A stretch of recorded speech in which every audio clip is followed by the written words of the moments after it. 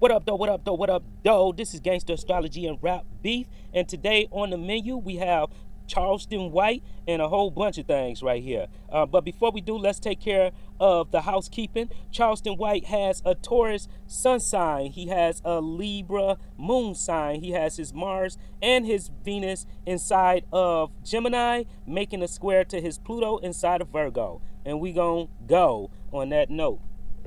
So let me play the clip for those who haven't seen it. And I don't know if it's a strike or not, but I'm way far away from being monetized. I'm good with that. All right, roll the clip. Talk right. I already got the back here. Talk I right. don't give a damn about getting booed. Talk right. I already got the back here. I don't give a damn about getting booed, nigga. I done already got paid. You paid to see me, nigga. You paid to see me. Lakers, chairs, and wine ass, nigga. Pull out some money, though. Pull out some money, though. Pull out some money, though, nigga. Bitch ass, nigga. Pull out some money. Pull out. I hit you in your goddamn head, nigga. Pull out some money, nigga. I hit you in your goddamn head. Pussy ass, nigga. Hit you in your goddamn head. Put me up, bro, typhus. Put me up, bro. So what's the measure right here? To me, the biggest thing is, well, and we're going to keep it all the way gangster on this right here, and we definitely going to pay attention to the astrology that's involved. First of all, Charleston White is a Taurus. On the day of this comedy show, the moon was in Scorpio. That means he had an opposition. So what that tells me as being an astrologer is that it was his own undoing. He is the one that's responsible for it. What makes him responsible for it is because he was the entertainer. According to the video, he could have de-escalated the situation, but instead, you know, he went into his Taurus bag, and I ain't gonna necessarily say that I'm mad at him. I mean, shit, that's his life. Whatever he doing, he building up a whole lot of content for himself. I think it'll ultimately end up being a win for him. Now, people probably looking like, so are you saying that you like Charleston White with all of the stuff that he said about King Von and blah, blah, blah, and blah, blah, blah? Well, I am not a BD. I am, and even if I was, well, I can't say if I was, because I'm not. But look, the man is, he's the type that tell you that he is a snitch.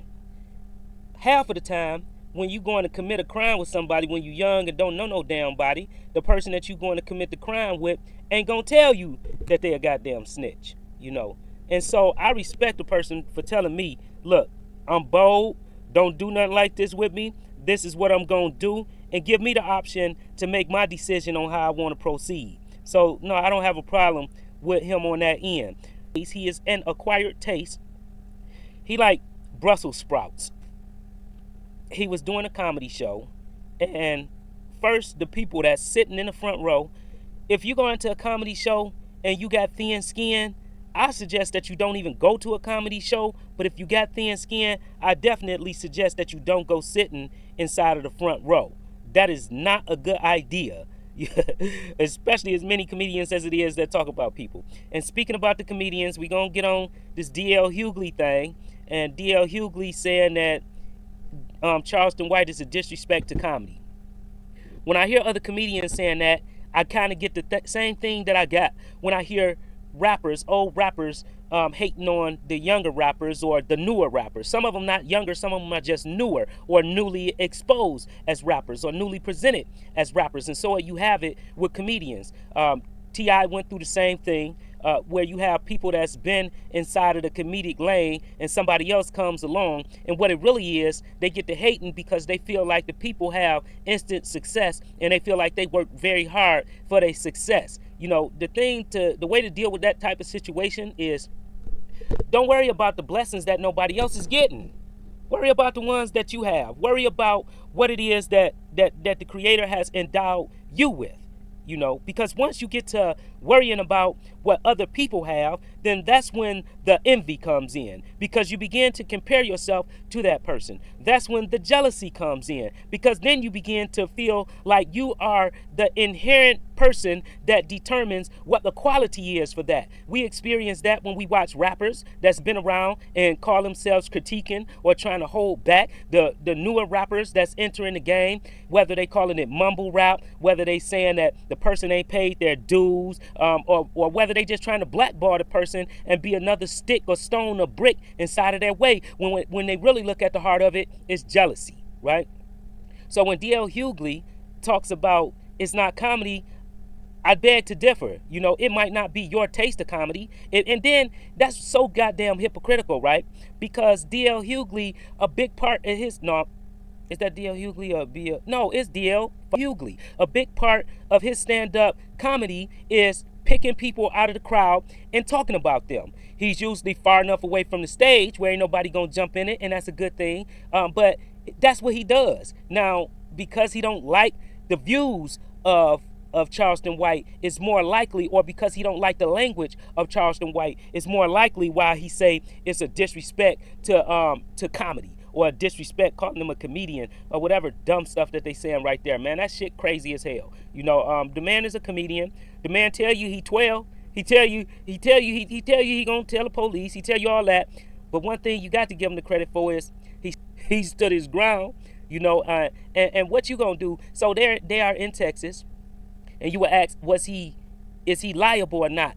I don't know, because the law probably is going to be a little bit sticky on that. You know, the reason why it's going to be a little sticky on that is because Texas is a stand your ground state. And the states that are not stand your ground states, you have more so a duty to retreat.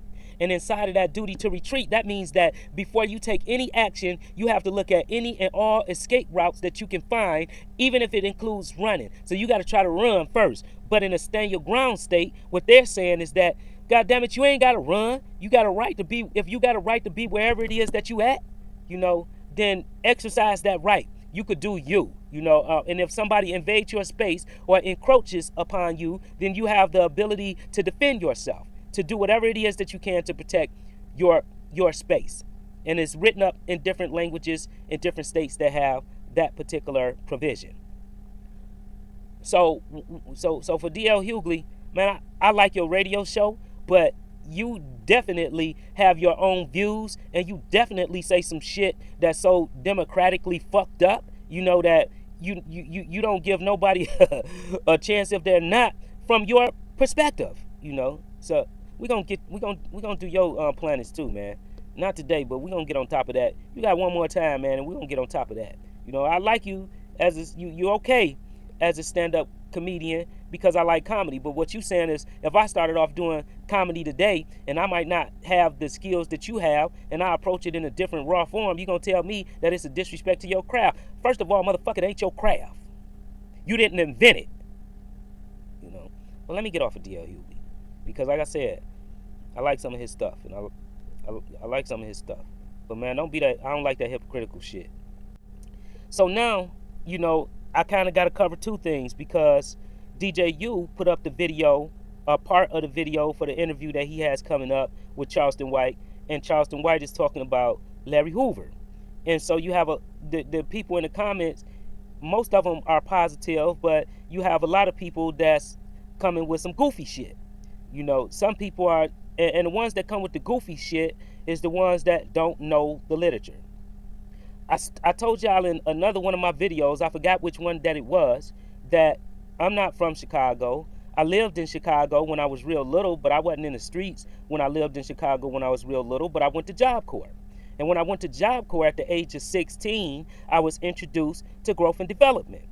This was at a time where it was in the middle of making that transition. This was 1990. It began making a transition between 1990 and 1991. When it was no longer all is one, but it was only GD, right? And the literature for me, and I was, of course, it didn't solve everything for me at that particular time, because I ultimately ended up going and, you know, being convicted of a murder and, you know, charged with a few other ones and so forth. But what it did for me is they allowed me to learn. I didn't get blessed in as no gangster disciple. I didn't get jumped in or none of that type of stuff. Ain't no jumping in, it's blessed. But up under growth and development, they decided that I could learn structure. And so I learned the literature. And what the literature did for me is it made me not be ashamed to be smart, because you was rewarded with position or with rank based off of the literature that you knew.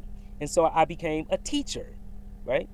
So when Charleston White speaks about being in a youth home, which is pretty much the same damn thing as Job Corps, being in a youth home, encountering the literature and seeing something different, then bingo, I understand that.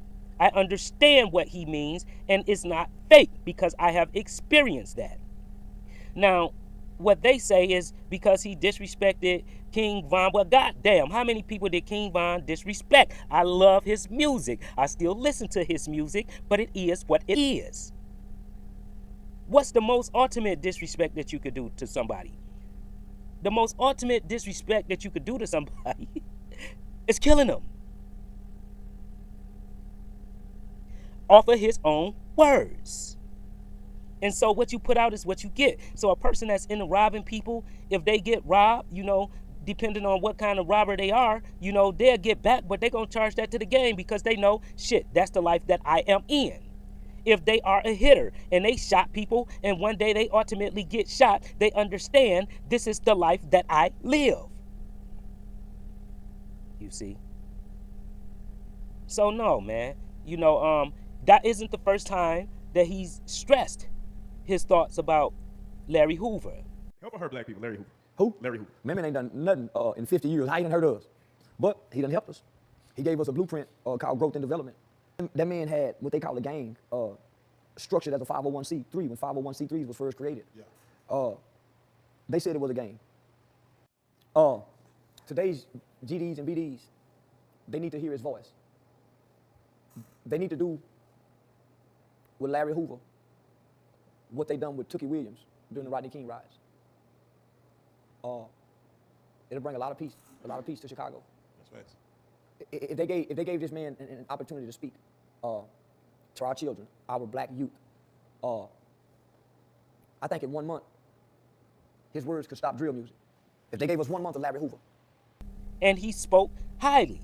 And so for the people some of the people I love, man, I got so much love. I got so much family, and I even hung out in Chicago after I got older and everything. But just because you from Chicago don't mean that you understand the streets of Chicago. I don't care what big city you are from. If you are not in the underworld element, just because you live there doesn't give you an authority in speaking on that underworld element. It doesn't mean that you will understand that better than anyone that's not from there if they are actually involved in that. So yeah, I understand what he's saying on that, and some of the stuff that he said is disrespectful. And for all of the other people that toot up Larry Hoover, but yet call yourself a gangbanger, you don't know the man. He would not allow you to call yourself a gangbanger in his presence. That is not what the literature says. It's a difference. And then some people be like, oh, well, that's silence and secrecy, not having a full understanding of what that means. How can you say that you are about overcoming a struggle, but you want to be silent about education? You want to be silent about economics. You want to be silent about politics. You want to be silent about social development. You want to be silent about unity. You want to be silent about love, meaning you can't teach these things to people that are not a part of your group because you will be in violation of the Big 16? You got it wrong. He tried to show you that you had it wrong when he approved the publication of the blueprint. You see? So when you gangbang, when you do all of this other stuff, reinforcing what they are using to keep him incarcerated, what are you doing? They talk about him being disrespectful to Mama Duck or some of the other mothers. I don't know the full dynamics of that. But I know that I heard more literature coming out of his mouth than I've heard coming out of hers. You see? And even a few months ago, I myself was talking about how counterproductive that he was. But you know what? I had to look at myself and say, what is he doing? What am I doing? What have I done? I ain't in a position to judge. No, goddamn. Well, no, let me rephrase that. I am in a position to judge. We all judge every day. Judgment is just evaluation. I am not in a position to condemn nobody. I understand the cancer that I have been on my community. I understand my lower nature. I understand my dark side. I understand my monster that I keep locked up in the basement of my mind half of the time. You see. So no, man. You know, I'm not about to. He stood his ground. You know, he clocked dude with the vase, with the flower pot. And goddamn. You know, no, that is what it is. You know, it should have been a skit. You know, it would have been good if it was a skit. The thing that I could say about the brother is he speaks his mind. He is honest, but that's what Taurus runs off at the goddamn mouth. And then his Mars is inside of Gemini, and Gemini rules speech. And if you ain't never got cussed out by a Gemini or a Sagittarius, then goddamn it, you ain't never been cussed out. And so no, I wish everybody the best inside of that situation. Don't go commit no crimes with him. Oh, and his homeboy Dewberry, goddamn, the boy Dewberry, he might be a good guy, but he is not about that life. I know. I'm looking. He's running everywhere. He's dodging punches like he's in the Matrix. He's not trying to get in the way. He actually moved out of the way for the guy to tackle him. That's probably why people was wondering if it was staged. So yeah, you know, I don't know, he gave it up to y'all in Chicago. He said if he was in Chicago, his hair would have been all over the stage. Ain't that what we want to hear? Ain't that what a lot of people want to see? Oh, so if you get mad at me because I don't hate the man, God damn it, be mad. Until next time, this has been Gangster Astrology and Rap Beef. And if you like this, then hey, go ahead, hit that subscribe, like, comment button. Until next time, doses.